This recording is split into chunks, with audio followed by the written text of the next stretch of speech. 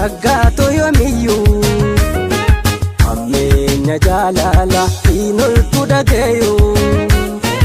waabuutu nammiidhiin kophaatu dabareen wanangattu sisgayuu waa'ee latiyyaati shaggaatu yoomiyuu ammeenya jaalala inoltu dhagayuu waabuutu nammiidhiin kophaatu dabareen wanangattu sisgayuu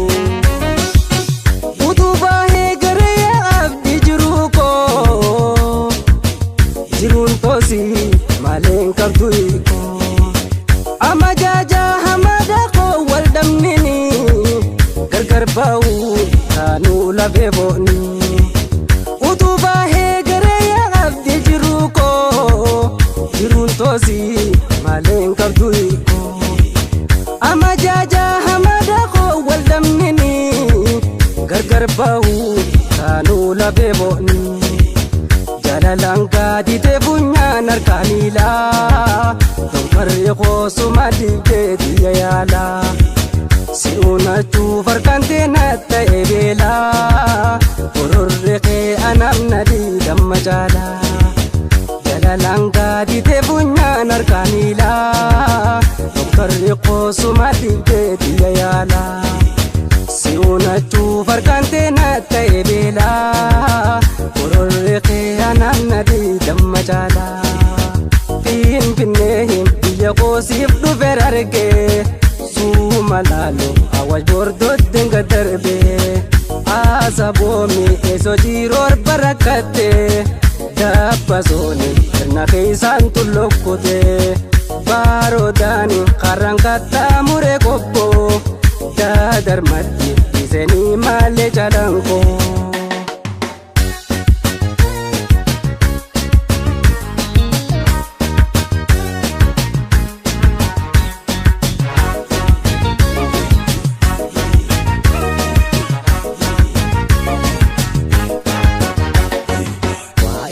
latiyyaati shaggaatu yoomiyuu ammeenya jaalala inoltu dhagayuu waabuutu nammiidhiin kophaatu dabareen wanangattu sisgayuu waa'ee latiyyaati shaggaatu yoomiyuu ammeenya jaalala inoltu dhagayuu waabuutu nammiidhiin kophaatu wanangattu sisgayuu tikkuma laala qabsadha qosilala osoo jirtu onneen businilla boyinsuma kennarra fiite karayyoo mena laali akkaan jiru wayyoo tikkuma laala qabsadha qosilala osoo jirtu onneen businilla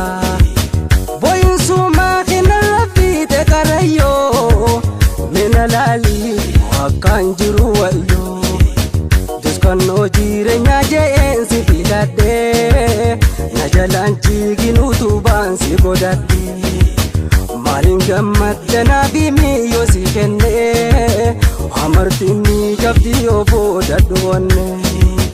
duskannoo jireenyaa jeensi filadhee na jalaan jiigin utubaan si godhadhe maaliin gammaddanaa bimiyyoo si kennee amartinni qabdi yoo boodadhu wanne qullubbii lankee qarsaa biyya gaarii deeme dhandhakko walgarree loo sharaaree gaaddisatti ol gorree xiqqoo buqanne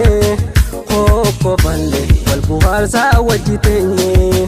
biyya dhaaloo ta'isii imallee dirree dharra jaalala dirree keessa tumurre